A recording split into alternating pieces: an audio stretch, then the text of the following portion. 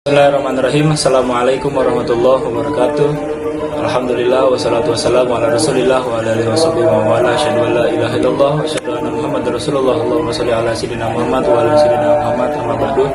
Baik, perkenankan saya di sini untuk memperkenalkan kami dari kelompok 2 dari mata kuliah Antropologi Pendidikan, yang mana kami beranggotakan diantaranya saya sendiri Irman Rizal Fiansyah dan saudara Khairul Anam serta Siti Ulfah Mufadilah dan yang terakhir saudari Maimunah. Baik, perkenankan saya untuk mempresentasikan terkait dengan judul makalah kami, yakni kepribadian. Untuk yang pertama, yakni terkait dengan definisi kepribadian. Definisi mengenai kepribadian itu tidak hanya berbeda dengan arti yang melekat pada konsep itu dalam bahasa sehari-hari. Dalam bahasa populer, istilah kepribadian juga berarti ciri-ciri watak yang konsisten, sehingga seorang individu memiliki suatu identitas yang khas. Kalau dalam bahasa sehari-hari kita mengatakan bahwa individu tersebut memiliki beberapa ciri watak yang diperlihatkan secara konsisten dan konsekuen, yang menyebabkan bahwa ia memiliki identitas yang berbeda dari individu-individu lainnya. Konsep kepribadian yang lebih tajam tetapi seragam, langkahnya belum ada karena konsep tersebut sangat luas dan merupakan suatu konstruksi yang sukar dirumuskan dalam suatu definisi. Oleh karena itu, bagi kita yang belajar antropologi, kiranya cukup apabila untuk sementara kita gunakan saja definisi yang masih kasar tersebut di atas, dan penggunaan definisi-definisi yang lebih tajam untuk keperluan analisa yang lebih mendalam sebaiknya kita serahkan kepada ahli psikologi saja. Baik, untuk bagian unsur-unsur kepribadian akan dilanjutkan oleh saudari Siti Ulfah Nurfadilah. Terima kasih. Selanjutnya, materi dari kepribadian itu ada yang namanya unsur-unsur kepribadian. Setelah kita mengetahui definisi dari kepribadian itu apa, maka kita juga harus mengetahui unsur-unsur dari kepribadian itu. Nah, unsur-unsur dari kepribadian itu ada 3. Yang pertama ada pengetahuan, yang kedua ada perasaan, yang ketiga ada dorongan naluri. Apa sih pengetahuan itu? Pengetahuan itu adalah unsur-unsur yang mengisi akal dan alam jiwa orang yang sadar, terkandung di dalam otaknya secara sadar. Dalam alam sekitar manusia, terdapat berbagai hal yang diterimanya melalui panca inderanya, serta melalui alat penerimanya yang lain, misalnya getaran eter. Getaran eter itu cahaya dan warna. Manusia itu mampu membedakan, mampu mengetahui mana cahaya matahari, mana cahaya bulan, mana cahaya lampu. Dan manusia juga mampu membedakan tekanan mekanikal. Tekanan mekanikal itu adalah berat dan ringan. Manusia mampu membedakan berat suatu benda dan mampu membedakan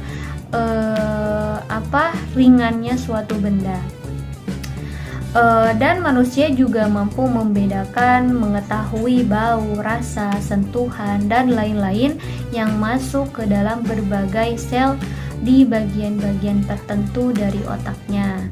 Di sana berbagai macam proses fisik, fisiologi, psikologi terjadi, sehingga getaran-getaran dan tekanan-tekanan tadi diolah menjadi suatu susunan yang dipancarkan atau diproyeksikan oleh individu yang bersangkutan menjadi suatu gambaran tentang lingkungan sekitarnya. Nah, dalam ilmu antropologi, seluruh proses akal manusia yang sadar itu disebut persepsi. Ada kalanya suatu persepsi yang diproyeksikan kembali menjadi suatu penggambaran berfokus tentang lingkungan yang mengandung bagian-bagian yang menyebabkan bahwa ia tertarik kepada bagian-bagian tertentu. Individu itu akan memusatkan akalnya secara lebih intensif terhadap bagian-bagian yang khusus. Nah, penggambaran yang terfokus secara lebih intensif yang terjadi karena pemusatan secara lebih intensif itu dalam ilmu psikologi disebut pengamatan. Cara pengamatan seperti itu menyebabkan bahwa penggambaran tentang lingkungan mungkin ada yang ditambah-tambahkan atau dibesar-besarkan, tetapi ada pula yang dikurangi atau diperkecil pada bagian tertentu. Ada pula yang digabung-gabungkan dengan penggambaran-penggambaran lain, sehingga menjadi penggambaran yang baru sama sekali, yang secara nyata itu sebenarnya tidak akan pernah ada. Nah, penggambaran baru yang sering kali yang tidak realistik itu dalam psikologi disebut fantasi. Seseorang dapat menggabungkan dan membanding-bandingkan bagian-bagian dari suatu penggambaran dengan bagian-bagian dari berbagai penggambaran lain yang sejenis secara konsisten berdasarkan asas-asas tertentu. Dengan proses akal itu, ia memiliki kemampuan untuk membentuk penggambaran baru yang abstrak, yang dalam kenyataannya tidak mirip dengan salah satu dari sekian macam bahan konkret dari penggambaran yang baru. Dengan demikian, manusia dapat membuat suatu penggambaran tentang tempat-tempat tertentu di muka bumi ini atau bahkan di luar bumi yang padahal ia belum pernah melihatnya atau mempersepsikan tempat-tempat tadi. Nah, penggambaran abstrak tadi di dalam ilmu sosial disebut konsep. Seluruh penggambaran, apresiasi, pengamatan, konsep, dan fantasi merupakan unsur-unsur pengetahuan yang secara sadar itu dimiliki oleh seorang individu. Nah, sebaliknya, banyak pengetahuan atau bagian-bagian dari seluruh pengetahuan yang berhasil dihimpun seseorang selama hayatnya dapat hilang dari akalnya secara secara yang sadar, yang disebabkan oleh berbagai sebab yang banyak dipelajari ilmu psikologi. Walaupun demikian, perlu diperhatikan bahwa unsur-unsur pengetahuan sebenarnya tidak hilang atau lenyap begitu saja, akan tetapi hanya terdesak ke bagian jiwanya yang dalam ilmu psikologi disebut alam bawah sadar. Nah, dalam alam bawah sadar itu berbagai pengetahuan larut dan terpecah-pecah menjadi bagian-bagian yang tidak teratur. Proses itu terjadi karena akal sadar individu yang bersangkutan tidak lagi menyusun dan menatanya dengan rapi. Walaupun bagian-bagian tertentu dari pengetahuan tadi ada kalanya muncul ke alam sadarnya.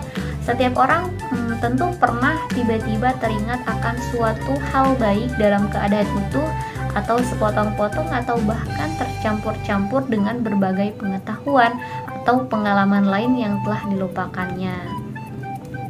Pengetahuan seseorang karena berbagai sebab juga dapat terdesak atau dengan sengaja dibuat terdesak oleh individu yang bersangkutan. Ke dalam bagian dari jiwanya yang lebih dalam, yaitu bagian yang dalam ilmu psikologi disebut alam tak sadar. Dalam alam tak sadar itu pengetahuan larut dan terpecah-pecah ke dalam bagian-bagian yang tercampur aduk.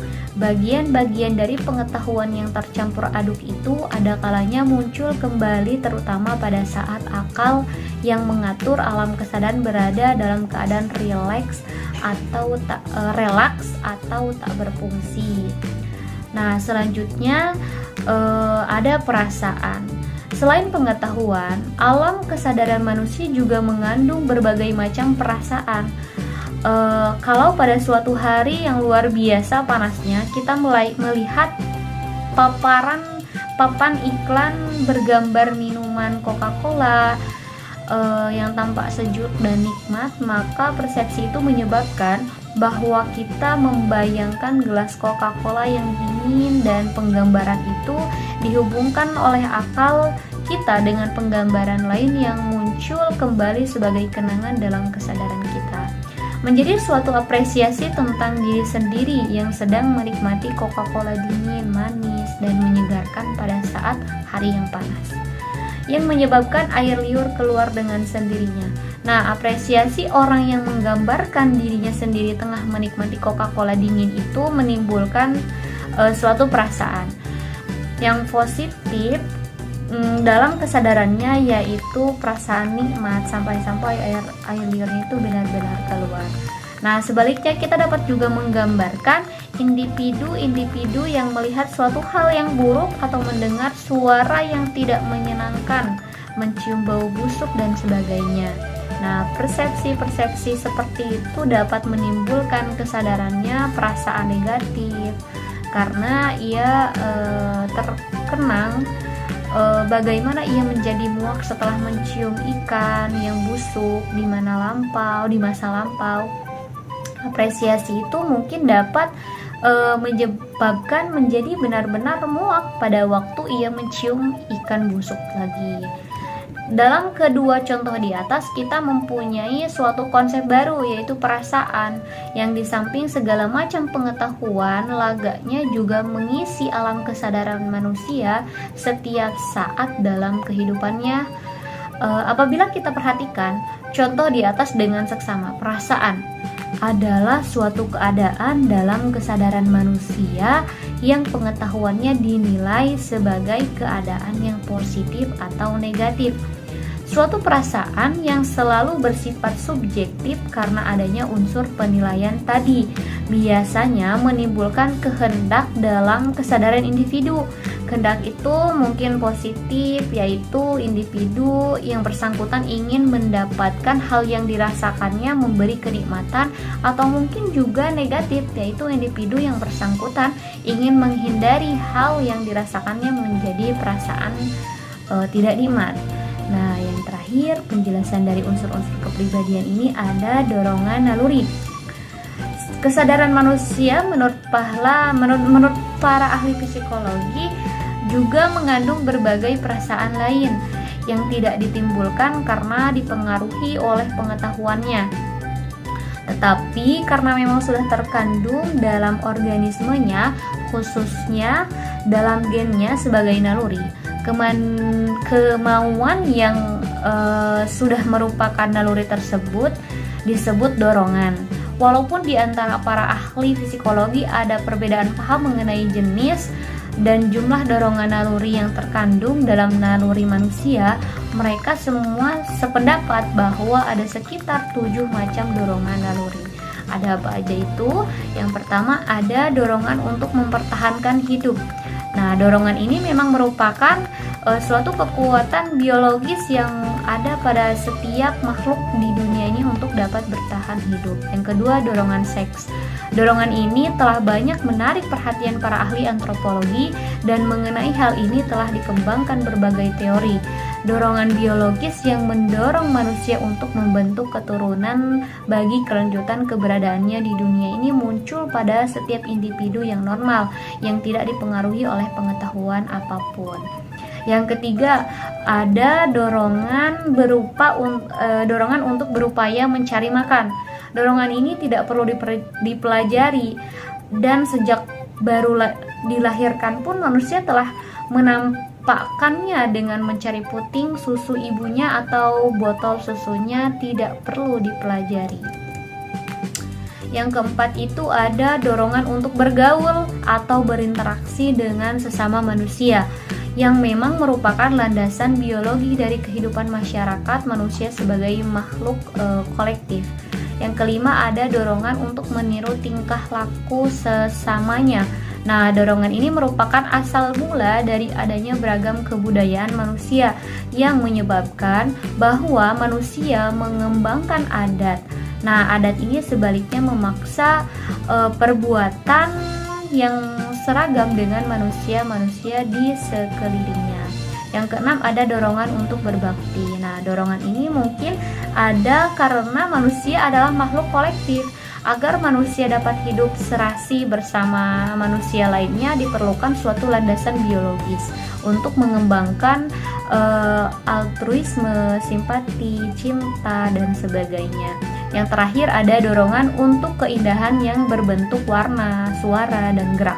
Nah, dorongan ini seringkali sudah tampak dimiliki bayi yang sudah dimulai tertarik pada bentuk-bentuk, warna-warna, dan suara-suara, irama, dan gerak-gerak. Ini berdasarkan dari unsur kesenian. Nah, materi selanjutnya akan dipaparkan oleh teman saya selanjutnya. Materi dari unsur-unsur kepribadian. Ahli etnopsikologi Wallace pernah membuat suatu kerangka yang membuat seluruh materi yang menjadi objek dan sasaran unsur-unsur kepribadian manusia secara sistematis dalam kerangka itu, yakni ada 3. Yang pertama, beragam kebutuhan organik diri sendiri. beragam kebutuhan dan dorongan psikologi diri sendiri dan berbagai kebutuhan serta dorongan organik maupun psikologi sesama manusia selain diri sendiri, sedang kebutuhan-kebutuhan tadi dapat dipenuhi atau tidak dapat dipenuhi individu yang bersangkutan, sehingga memuaskan dan bernilai positif atau tidak memuaskan dan bernilai negatif. Yang kedua, yakni beragam hal yang bersangkutan dengan kesadaran individu akan identitas diri sendiri, baik aspek fisik maupun aspek psikologinya, dan segala hal yang menyangkut kesadaran individu mengenai berbagai kategori seperti manusia, binatang, tumbuh-tumbuhan, benda zat, kekuatan, atau gejala-gejala alam baik yang nyata maupun yang gaib yang terdapat di alam sekelilingnya. Serta yang ketiga, yakni berbagai macam cara untuk memenuhi, memperkuat berhubungan, mendapatkan atau menggunakan beragam kebutuhan dari hal-hal tersebut di atas sehingga tercapai keadaan yang memuaskan dalam kesadaran individu yang bersangkutan. Pelaksanaan dari berbagai macam cara itu terwujud dalam kegiatan orang sehari-hari. Baik, di sini saya akan melanjutkan presentasi berikutnya, yaitu tentang macam-macam kepribadian. Yang pertama, kepribadian individu. Berbagai isi dan sasaran dari pengetahuan, perasaan, kehendak, dan keinginan kepribadian, serta perbedaan kualitas hubungan antara berbagai unsur kepribadian dalam kesadaran individu menyebabkan adanya beragam struktur kepribadian pada setiap manusia yang hidup di muka bumi ini, sehingga setiap individu memiliki kepribadian yang unik. Mempelajari materi dari setiap unsur kepribadian, baik pengetahuan maupun perasaan, sasaran dari kehendak, keinginan, dan emosi adalah tugas psikologi yang mempelajari sebab dari tingkah laku pula, yakni habit atau kebiasaan yang menyebabkan timbulnya kepribadian serta segala tingkah laku berpola dari individu yang bersangkutan. Antropologi dan ilmu sosial lain seringkali juga memperhatikan masalah kepribadian walau hanya untuk memperdalam serta memahami adat istiadat dan sosial masyarakat yang dipelajarinya. Khususnya, antropologi juga mempelajari kepribadian yang dimiliki sebagian besar warga suatu masyarakat, yaitu kepribadian umum. Yang kedua, kepribadian umum. Sejak abad ke-19 hingga tahun 1930-an, para pengarang etnografi sering mencantumkan suatu pelukisan tentang watak atau kepribadian umum dari warga suatu kebudayaan di dalam karangan etnografi mereka. Apabila data dan bahan tentang kebudayaan Bali yang diteliti, maka pergaulan mereka dengan orang Bali mungkin didapatkan pengalaman-pengalaman yang menyenangkan sehingga dapat membuat lukisan mengenai kepribadian orang Bali. Mereka biasanya juga menyebutkan bahwa orang Bali ramah, setia, jujur, gembira, dan sebagainya. Sebaliknya, apabila mereka mempunyai pengalaman yang tidak menyenangkan, maka hal itu seringkali tercermin pula dalam buku etnografi yang mereka tulis mengenai orang Bali, yaitu misalnya bahwa orang menerapkan metode-metode psikologinya. Hasil penelitian itu adalah buku yang berjudul The Individual in His Society. Yang ketiga, kepribadian Barat dan kepribadian Timur. Mereka yang suka mendiskusikan kontras antara kedua konsep kepribadian Barat dan kepribadian Timur biasanya beranggapan bahwa kepribadian Timur mempunyai pandangan hidup yang mementingkan kehidupan kerohanian, mistik, dan pikiran logis.